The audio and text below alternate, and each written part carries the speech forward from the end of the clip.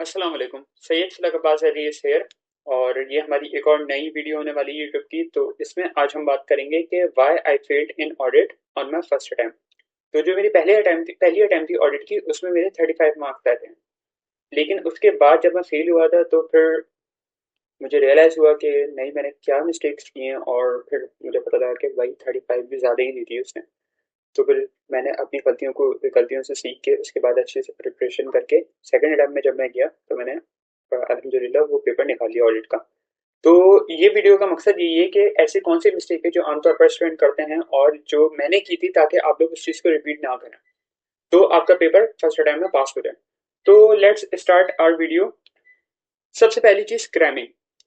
बहुत से लोगों का यहाँ पर मुझसे इख्तिलाफ हो सकता है कि आई कैप का जो पेपर होता है ऑडिट का, वो पूरा कॉन्सेप्चुअल बेस्ड होता है, आपको क्रैमिंग नहीं करनी पड़ती। लेकिन आपको क्रैम लास्ट में करनी पड़ती है कुछ चीज़ें।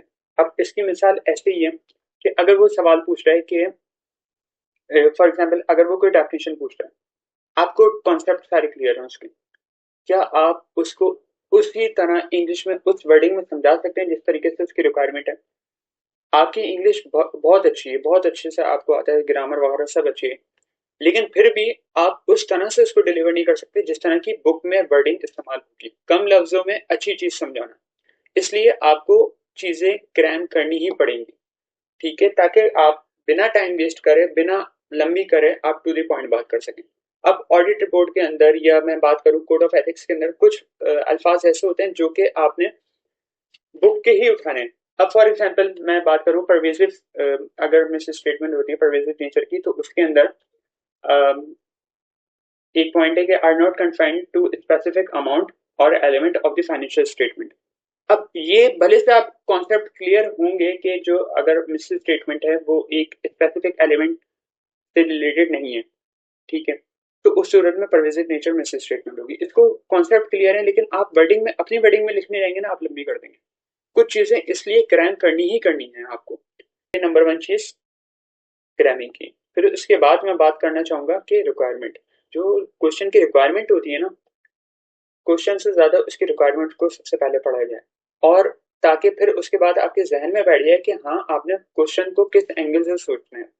रिक्वायरमेंट को आपने बहुत अच्छे से ध्यान से पढ़ना है। अब जैसे कोड ऑफ एथिक्स का अगर मैं सवाल उठाऊं फॉर एग्जाम्पल के तौर पे, उसमें वो बोलता है कि सेफगार्ड लिखना है और थ्रेट लिखना है। अगर आपको रिक्वायरमेंट में दोनों चीजें मांग रहा है तो आपने दोनों लिखना है।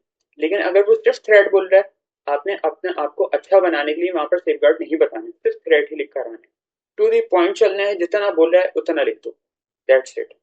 इसके बाद अब मैं तीसरी चीज के ऊपर आऊंगा कि क्वेश्चन सिनेरियो, जो सिनेरियो होता है उसको किस तरह से रीड करना है, और जो आपने पढ़ा है उसको किस तरह से इसके ऊपर अप्लाई करना है। अब मिसाल के तौर पे, ये कोई आम पेपर होता है, उसमें ज्यादातर आईकैप के अलावा अगर कोई बॉडी होती है, या जैसे मैट्रिक इंटर के अंदर हमारे पास क्वेश्चन आते थे कि वो बोल देते थे कि आपने लिस्ट याद कर ली, अब ये लिस्ट लिख दो पेपर में, मार्क्स मिल जाएंगे। ठीक है, यहाँ पर अगर कोई लिस्ट है, फॉर एग्जाम्पल आपने ऑडिट रिपोर्ट के अंदर एक पोर्शन है इसका, अदर मैटर पैराग्राफ और एम्फेसिस ऑफ मैटर पैराग्राफ। इसमें 4 पॉइंट्स की लिस्ट है कि कौन सी सिचुएशन में अदर मैटर आएगा, कौन सी सिचुएशन में एम्फेसिस ऑफ मैटर आएगा। इसमें मेरे साथ जो पेपर में, जिस टाइम में मैंने पेपर पास किया, उस टाइम में मैंने क्या कहते हैं, लिस्ट याद कर ली थी। और जैसे ही ऑडिट रिपोर्ट का मैंने सवाल देखा था ना, तो इस लिस्ट को मैंने पेपर पर, मतलब अपने क्वेश्चन पेपर पर लिख लिया था, ताकि इसमें से कुछ भी लिस्ट में से ये कोई भी चीज अप्लाई हो रही होगी ना, मैं उसके अकॉर्डिंग उसको आंसर दे दूंगा। तो इसमें है कि लास्ट ईयर के फाइनेंशियल स्टेटमेंट जब कोई और ऑडिट करेगा, और इस बार अगर कोई और ऑडिटर चेंज हो रहा है, तो उस सिचुएशन में आता है अदर मैटर पैराग्राफ। तो उसमें ये नहीं बोला हुआ था कि लास्ट ईयर किसी और ने किया, इस बार ऑडिट कोई और कंपनी करी, नहीं, उसने वर्डिंग ऐसे इस्तेमाल कर की थी, your firm has been appointed. It's mean कि इस बार ऑडिटर चेंज हो रहा है। अब पेपर प्रेशर ही इतना होता है कि आप स्पीड में पढ़ के गो थ्रू कर दे तो आप ये पॉइंट नहीं निकाल पाते हैं। क्यों? जब तक आपको लिस्ट पूरी प्रॉपर याद नहीं होगी, आपके जहन में चीजें नहीं चली होंगी कि हाँ यार, ये पॉसिबिलिटीज हैं, इस तरह से सवाल आ सकता है, आप नहीं पिक कर सकेंगे। अच्छा, अब हम बात करते हैं सबसे मोस्ट इंपॉर्टेंट एरिया के ऊपर, जो कि है ड्राफ्टिंग। क्या मैंने क्या ड्राफ्टिंग में मिस्टेक्स की थी जिसकी वजह से मेरा पेपर रुका था? इसकी मिसाल मैं एक एग्जाम्पल से देता हूँ कि ऑडिट रिपोर्ट का एक सवाल है, उसके अंदर आया है कि जो सब्सिक्वेंट इवेंट है after year and inventory damage हो गई, सिग्निफिकेंट इन्वेंट्री डैमेज हो गई। ऑडिट रिपोर्ट का ये सवाल है। इसको मैंने किस तरह से ड्राफ्ट कर दिया था कि there was a significant subsequent event, therefore auditor shall include emphasis of matter paragraph in the audit report। Paper तो रुकना था मेरा, हालांकि मैंने मेंशन कर दिया emphasis of matter paragraph आएगा, लेकिन क्या है ये तरीका गलत है। मैं आपको बताता हूँ किस तरह से फिर उसके नेक्स्ट अटेम्प्ट में मैंने क्या किया था जिसकी वजह से मेरा पेपर पास हुआ था। सबसे पहली चीज जो मैंने आपको की थी, बताई थी कि क्रैमिंग क्यों करनी, वो यहाँ पर काम आएगा। भाई जो एम्फेसिस ऑफ मैटर पैराग्राफ है उसकी डेफिनेशन है बुक में कि जो emphasis of matter paragraph refer to a matter that is adequately disclosed in the financial statement and is fundamental to users understanding of financial statement। ठीक है, ये definition आपने याद की थी। अब आपको इसको अप्लाई कैसे करना है, ये दो पॉइंट्स हो गए bullet points. Significant subsequent event है फायर डैमेजिंग प्रोडक्शन फैसिलिटी। ठीक है, आपने टू द पॉइंट सबसे पहले ये लिख देना है फायर डैमेजिंग प्रोडक्शन फैसिलिटी। आपकी जो इन्वेंट्री है वो डैमेज हो रही है, ठीक है, कब हो रही है, आफ्टर ईयर एंड हो रही है क्या ये सब्सिक्वेंट इवेंट है, सिग्निफिकेंट सब्सिक्वेंट इवेंट है। पहले आपने सिनेरियो को इवेल्युएट कर दिया, आपने थोड़ा सा एक्सप्लेन कर दिया, फिर उसके बाद यहां पर क्रैमिंग की काम आएगी। आप यहां पर इस बुक की वर्डिंग की जगह अगर आप अपनी वर्डिंग लिखें, कितना मसला होगा, या इतनी सी लाइन में इस एक पॉइंट के अंदर क्या आप उसको एक्सप्लेन कर पाएंगे, बिल्कुल नहीं एक्सप्लेन कर पाएंगे। This information is adequately disclose in the financial statement.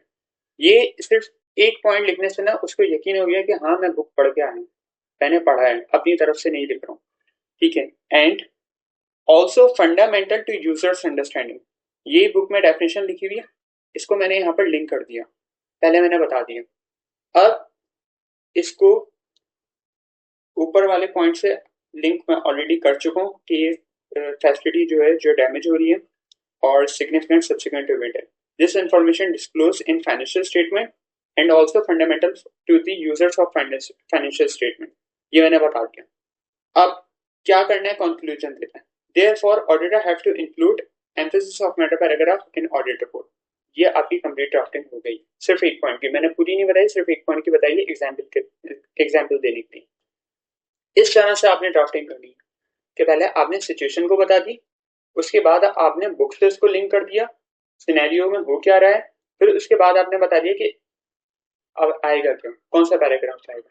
इस तरह से सिर्फ बुलेट पॉइंट में भी अगर आप लिख देना, ये 3 बुलेट पॉइंट बना दिए मैंने, पास से पेपर आपका। और इस अटैम्प्ट में, जिस अटैम्प्ट में मैंने पास किया उसमें मैंने बुलेट पॉइंट बनाकर सॉल्व किया था, कोई पैराग्राफ नहीं लिखा था, कोई लंबी नहीं की थी, सिंपल स्ट्रेट कि ये मसला है, ये डेफिनेशन है, therefore auditor include this.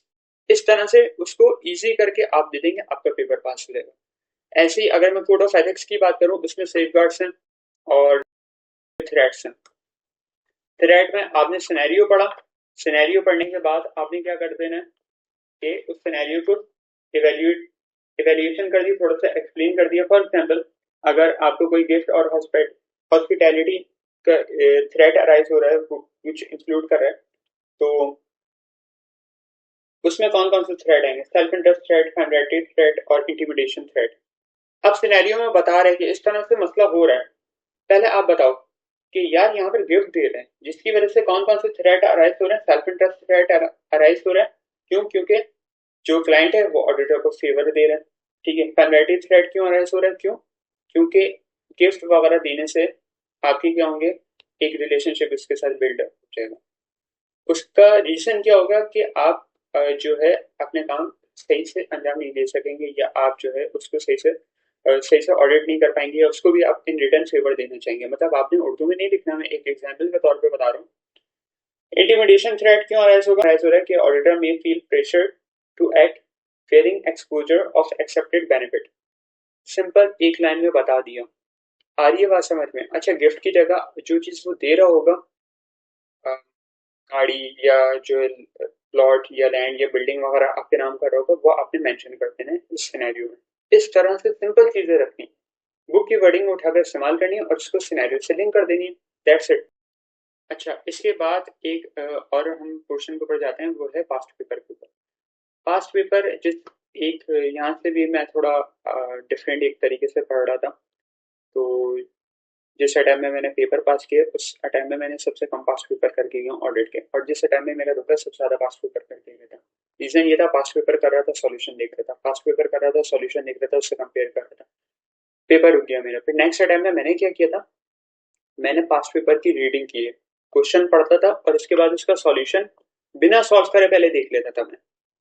Number of past paper मैंने बढ़ाए हैं अपने। इससे हुआ क्या है, इसका जितने भी पॉसिबिलिटीज थी ना ऑडिट रिपोर्ट के अंदर, किस किस तरह से सवाल आ सकता था, वो मैंने सारी कर ली थी। अब जिस तरह से भी वो आता मुझे पता था, एक बार मेरी नजर से गुजर गया था वो, पेपर में कुछ भी उससे मिलता जुलता आता मैं कर लेता था। यही वजह होती है कि जब आप चीज करके जाओगे ना, आपकी आंखों से एक बार चीज गुजर जाएगी, तो ड्यूरिंग एग्जाम या एग्जाम हॉल में जब आप बैठे रहोगे होगे तो अल्लाह ताला खुद ही वो जहन में आपकी चीज डाल देगा कि हाँ ये चीज इसने पढ़ी थी। तो क्या होगा कि आपको इतनी फिर डिफिकल्टी नहीं होगी। अब मैं कोड ऑफ एथिक्स की बात करूँ या सब स्टैंडर्ड प्रोसीजर की बात करूँ, तो जितने भी चीजें हैं प्रोसीजर हैं या कोड ऑफ एथिक्स के अंदर थ्रेट है, आप नंबर ऑफ पास्ट पेपर की रीडिंग भी कर लेंगे ना, आपको पता होगा कि यार इस चैप्टर में से ना, स्पेसिफिक चैप्टर के अंदर से 7 पॉसिबिलिटीज बनती है, इस 7 की जगह 8वां सवाल नहीं आएगा। अगर आ भी गया इन केस, तो आपकी तैयारी इतनी होगी कि आप उसको टैकल कर सको। कम से कम फिर ना फेल होने के चांसेस कम हो जाएंगे। जहां पर 50% है तो अब सिर्फ 5% बचेगा। क्यों? क्योंकि आपने पॉसिबिलिटी अच्छी खासी देख ली है। फिर बाकी उस पैटर्न पैटर्न इस तरह से वो रिपीट हो रहा होगा कि आपको खुद ही आइडिया हो जाएगा कि हाँ यार, इस तरह से अगर सवाल आएगा तो उसको अटेम्प्ट किस तरह से करना है। नंबर ऑफ पास्ट पेपर की रीडिंग सबसे ज्यादा इंपॉर्टेंट है, उसको अगर आप बढ़ाएं तो ड्राफ्टिंग भी करें, लेकिन ड्राफ्टिंग के साथ साथ ना कोशिश करें कि नंबर ऑफ पास्ट पेपर आप ज्यादा से ज्यादा रीड करें, उसकी पॉसिबिलिटीज देखें। ड्राफ्टिंग करके उसके बाद उन दोनों को कंपेयर करें, और फिर अगर टाइम कम बच रहा है तो आप सिर्फ रीड करके उसकी पॉसिबिलिटीज देख लें कि किस किस तरह से सवाल आ सकता है। ड्राफ्टिंग करनी है वो भी लाजमी है, लेकिन इन केस अगर टाइम नहीं बच रहा, जैसे पेपर से 2 दिन पहले मेरे पास ड्राफ्टिंग का टाइम नहीं था, मैंने क्या किया थी, जो सर आसिफ हैं उनकी जो वॉल्यूम 2 है, मैंने सिर्फ उसके पास पेपर रीड किए थे 2 दिन लगातार। रिवीजन करता था, उसके बाद शाम में या रात में सोने से पहले थोड़ा 15-20 मिनट निकालता था और उसमें सिर्फ मैं पास पेपर रीड करता था, क्वेश्चन पढ़ा, उसके बाद उसका सॉल्यूशन रीड कर लिया, दैट्स इट। तो यही थी सारी चीज़ें, और यही मिस्टेक्स मैंने की थी जिसकी वजह से मेरा पेपर रोका। उम्मीद है कि आपको ये वीडियो समझ में आई होगी, और इसके अलावा भी अगर कोई क्वेश्चन होगा तो आप ज़रूर मुझसे कमेंट बॉक्स में पूछ सकते हैं। तो all the best all of you, इंशाल्लाह नेक्स्ट वीडियो में मिलते हैं, तब तक के लिए अल्लाह हाफिज़।